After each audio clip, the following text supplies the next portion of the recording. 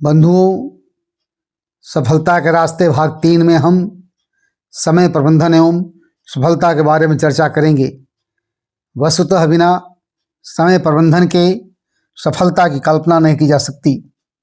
समय का भरपूर उपयोग करने के लिए आवश्यक है कि समयबद्ध योजना बनाई जाए।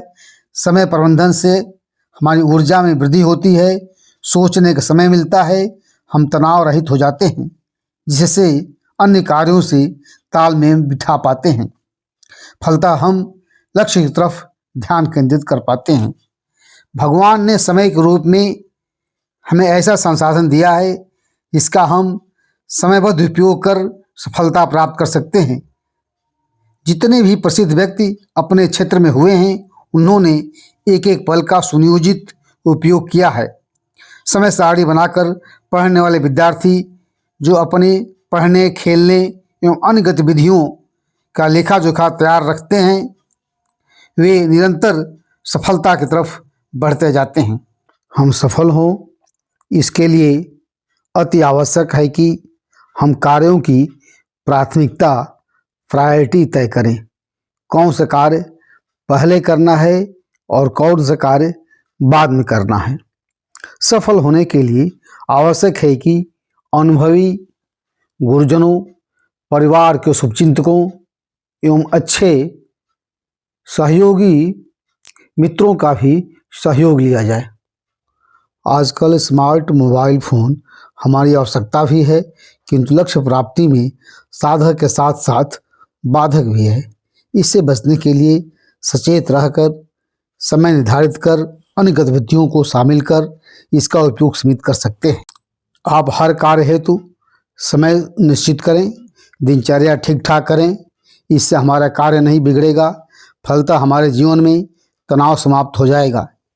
इसीलिए तो गायत्री तीर्थ शांति कुंज हरिद्वार के संस्थापक श्री राम शर्मा आचार्य जी ने कहा था कि जीवन का अर्थ समय है, अतः हमें जीवन से जितना लगाव होता है उतना समय से ही लगाव होना चाहिए।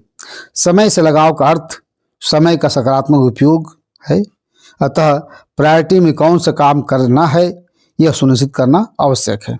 हर किसी के पास 24 घंटे होते हैं, जिसका उपयोग कैसे करना है व्यक्ति के विवेक पर निर्भर करता है।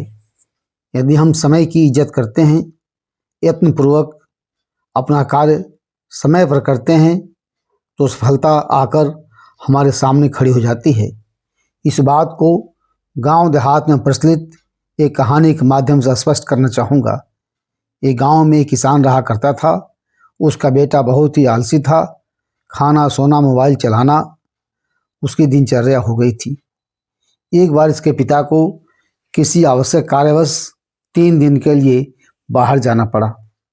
उसने जाते हुए अपने बेटे से कहा कि मैं जा रहा हूँ, खेत की फसल पक गई है, उसे कटवा कर, मड़ाई करवा कर गोदाम में रखवा देना।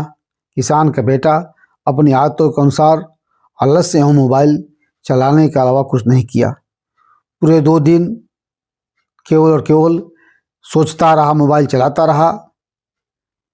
तीसरे दिन रात में खूब जोरदार आंधी तूफान बारिश आई और उसकी फसल बर्बाद हो गई।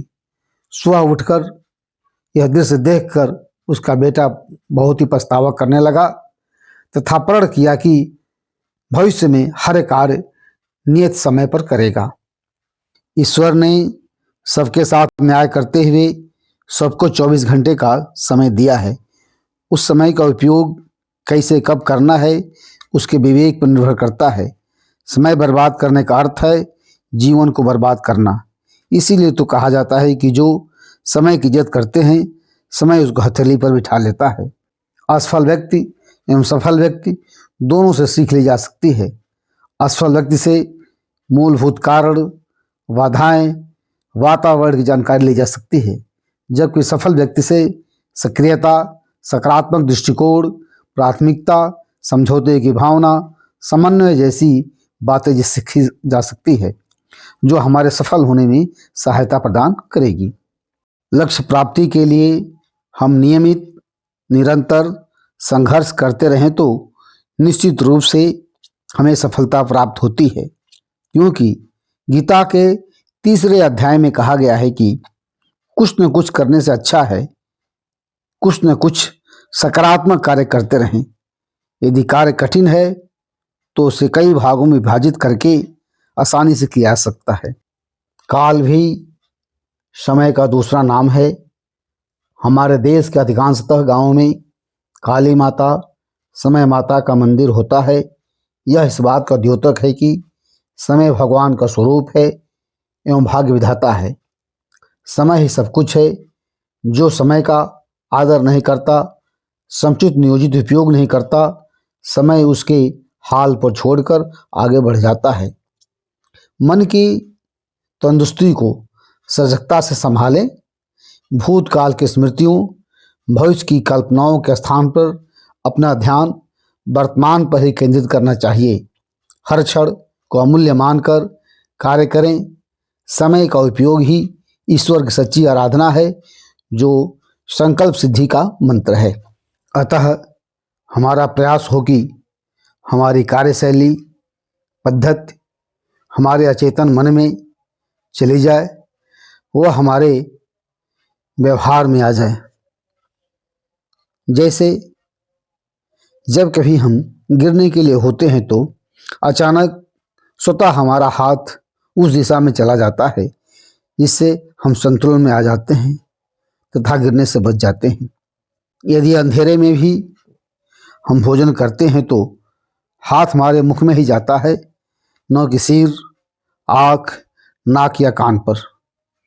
जब कार्य पद्धति, समय का सदुपयोग हमारी आदतों में समाहित हो जाता है, तब हमें सफल होने से कोई भी रोक नहीं सकता है। बंधुओं, शेष बातें सफलता के भाग 4 में। धन्यवाद।